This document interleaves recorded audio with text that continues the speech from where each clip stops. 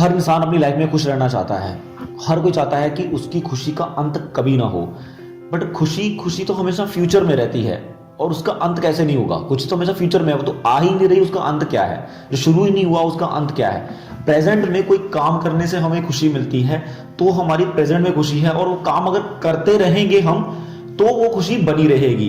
But हम देखते हैं, अगर मुझे कुछ चीज खाने से खुशी मिल रही है तो क्या मैं हमेशा के लिए खाता रह सकता हूँ? नहीं, मैं उसको हमेशा नहीं खाता। अगर मैं ज्यादा खाऊंगा उसको, अगर मैं कोई चीज मुझे खाने से खुशी मिल रही है, अगर उसमें बहुत ज्यादा खाऊंगा तो उसके रिजल्ट क्या होंगे कि मेरा पेट खराब हो जाएगा, जहां मैं और ज्यादा नहीं खा पाऊंगा। अगर हमें सेक्स करने से खुशी मिल रही है तो उसकी भी एक लिमिटेशन है, करते करते समय उसकी लिमिटेशन है, उसमें हम ज्यादा देर तक नहीं कर सकते, तो अंत हो जाता है। मतलब अगर हम काम को देखें, जिस काम को प्रेजेंट में करने में खुशी मिलती है तो उसको भी हम एक लिमिट तक कर सकते हैं। फिर हम सोचते हैं कि रिजल्ट में खुशी होगी, पर रिजल्ट भी जब आता है तो उसका भी एक स्टार्टिंग है और एक एंड है। मतलब रिजल्ट आने के बाद हमें खुशी मिलेगी, जब हम रिजल्ट हमें मिलेगा तो हमें खुशी मिलेगी। जैसे फॉर एग्जांपल मेरे अगर एग्जाम में मेरे 99% मार्क्स आ गए तो उस समय मुझे खुशी मिलेगी, बट थोड़ी समय बाद ही वो खुशी खत्म हो जाती है।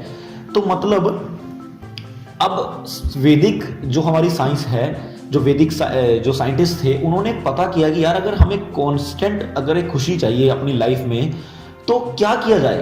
अब एक कांस्टेंट खुशी तभी मिल सकती है जब एक्शन में खुशी रहे, क्योंकि रिजल्ट आएगा और वो खत्म हो जाएगा। एक्शंस कभी खत्म नहीं होते, एक्शन आप लगातार कर सकते हो और वो कभी खत्म नहीं होते। बट ऐसे कौन से ऐसे एक्शन हो कि जिनसे हमें करने से लगातार खुशी मिले?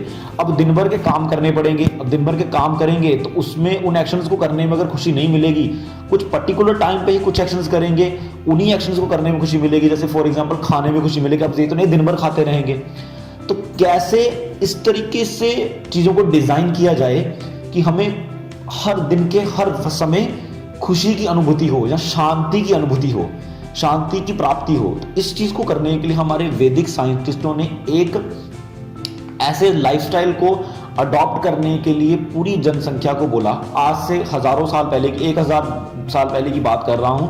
उस समय जो हमारा एजुकेशन सिस्टम था वो लोगों को क्या सिखाता था, मैं उस बारे में बात कर रहा हूं। किस तरीके का लाइफस्टाइल बच्चों को सिखाया जाता था, किस तरीके का लाइफस्टाइल उस समय के लोग फॉलो करते थे कि वो इतने पीसफुल रहते थे, इतने काम रहते थे। मैं कल ही अपने एक दोस्त से बात कर रहा था, मैं उसको बता रहा था कि यार कितनी सही है पुराने लोग, मतलब जो हमारे जो पूर्वज थे कितने इंटेलिजेंट थे। मतलब खाना खाना है भैया, खेत है खेती कर लो, खाना मिल गया। घर बनाना, मिट्टी का घर बना लो, घर बन गया। मतलब उनकी लाइफ में कोई पैसे को लेकर कोई एंजाइटी नहीं थी। बट आज हमारी जिंदगी में पैसे को लेकर बहुत बड़ी एंजाइटी है। आप एक चीज देखो, आज की और जिस समय लॉर्ड मैकलॉय आया और उसने पूरे इंडिया में घुमा और उसने देखा कि भैया इंडिया में फाइनल उसने क्या पता बोला, अब गूगल में सर्च कर सकते हो। फाइनल उसने पूरी रिसर्च करके इंडिया में पता क्या बोला था, इंडिया में कोई भी भिखारी ही नहीं है। और जबकि उस समय जिस समय अंग्रेज हमारे भारत में आए तो उसमें कितने ज्यादा साधु संत उस समय भी थे। बट उस समय साधु संतों की परिभाषा कोई भिखारी की परिभाषा नहीं थी। साधु संतों को स्पिरिचुअल साइंटिस्ट बोला जाता था। वो लोग स्पिरिचुअल साइंटिस्ट थे, वो लोग इंसान की डीप नॉलेजेस के ऊपर रिसर्च करते थे और आज भी करते हैं। बट प्रॉब्लम क्या होगी, सो कॉल्ड बाबाजी लोगों के आने की वजह से हमारे पूरी वैदिक कल्चर को डिस्ट्रॉय किया गया। हम बहुत सारे इन्फ्लुएंस रहे, अब हिस्टोरिकल इन्फ्लुएंस रहे मुगलों की तरफ से, अंग्रेजों की तरफ से, और हमारे पूरे वैदिक सिविलाइजेशन को खत्म करने की कोशिश की गई। अब बात करते हैं कि कौन से ऐसे काम होते हैं जिनको करने से कांस्टेंट खुशी बनी रहती है। तो एक सिंपल, बहुत ही सिंपल सीक्रेट है। वो सीक्रेट क्या है कि अपने हर काम को भगवान के लिए करो। आप एक चीज देखो कि जब भी कोई व्यक्ति भगवान के लिए काम करता है, अब आप सुबह अगर आप सुबह आपको उठ के मंदिर जाना है तो आप कितने बजे उठ के मंदिर जाओगे? आप अर्ली मॉर्निंग उठोगे। आपको अर्ली मॉर्निंग उठने से बहुत ही आनंद अच्छा लगता है। जब कभी कभार अगर आप अर्ली मॉर्निंग उठे हो तो आपको पता चला कितनी फ्रेश, मतलब आप कितना फ्रेश फील करते हो। आपको एटमॉस्फेयर अच्छा लगता है, पूरा एटमॉस्फेयर शांत होता है। फिर आप अगर सुबह सुबह नहा के मंदिर चले जाओ फिर वहां भी आपको अच्छा लगेगा। अगर मंदिर जाते समय आप थोड़े से फूल तोड़ के ले जाओ तो फूलों के पास गए, उसको फूल तोड़ने में मजा आएगा, लेके जाने में मजा आएगा।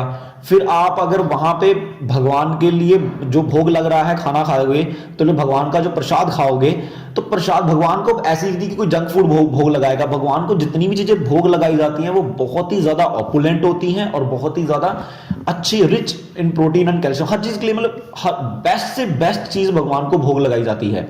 तो वैदिक साइंटिस्टों ने क्या बोला कि अपने घर में भी भगवान को भोग लगा के ही खाना खाओ। घर में भी आप भगवान को भोग लगा के खाना खाओ। अगर आप मंदिर नहीं जा सकते तो घर में एक छोटा सा मंदिर बनाओ और घर की हर एक एक्टिविटी का सेंटर उस मंदिर को बना दो। मतलब घर पूरा साफ रहना चाहिए, इसलिए नहीं कि आपको अच्छा लग रहा है, इसलिए कि घर में भगवान का विग्रह है तो घर में पूरा साफ रहना चाहिए। ऐसा तो नहीं है ना मंदिर गंदा करते हैं। तो अगर घर को आप एज ए टेंपल अगर आप एज ए टेंपल समझोगे तो आप घर को भी पूरी तरीके से क्लीन रखने की कोशिश करोगे। हर समय क्लीनिंगनेस मेंटेन रखो, और क्लीनिंगनेस इज नेक्स्ट टू गॉडलीनेस। तो आपका घर साफ है, आप भी साफ रहोगे। आप ऐसा तो नहीं भगवान के पास भोग लगाने जाओगे तो गंदे कपड़े पहन के जाओगे, आप अच्छे कपड़े पहनोगे, मतलब एक हेल्दी लाइफस्टाइल जीना शुरू कर दोगे।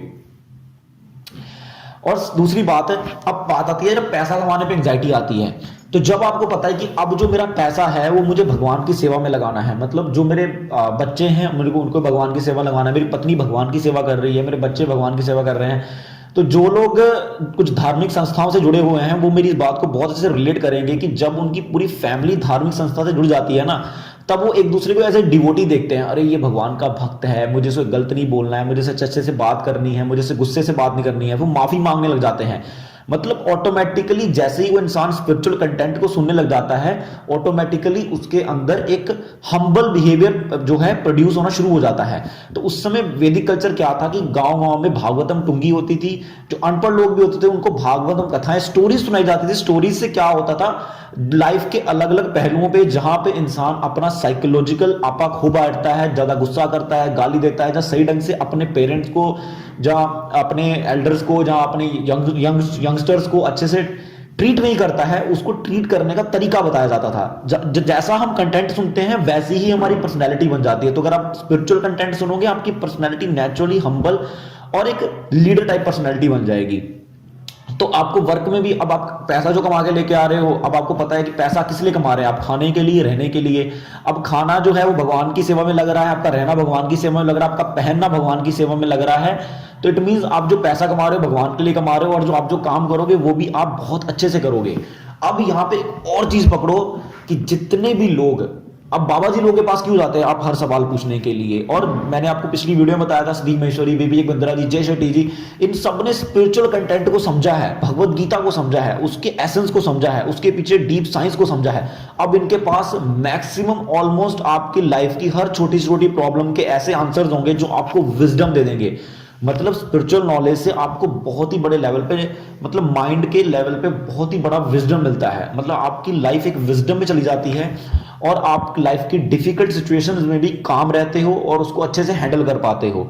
तो ये है वो सीक्रेट और ये है वो काम करने का तरीका जो आप दिन भर करो तो आपकी जो खुशी है वो दिन भर बनी रहेगी। आपकी खुशी जो है, आपकी खुशी कभी भी फ्यूचर में नहीं जाएगी, आपकी खुशी हमेशा प्रेजेंट में बनी रहेगी, क्योंकि काम करने में खुशी है, रिजल्ट में कोई खुशी नहीं है। ये बात कृष्ण ने अर्जुन को भगवत गीता में भी समझाई थी कि अर्जुन फल की चिंता मत करो, कर्म करो, काम पे ध्यान दो, अपने सिर्फ काम में फोकस करो और हर काम को मेरे लिए करो। ये युद्ध कर रहे हो तो मेरे लिए युद्ध करो, मेरे लिए, मैं भगवान हूं, मेरे लिए युद्ध करो, तो तुम्हें उसी में ही खुशी प्राप्त होगी।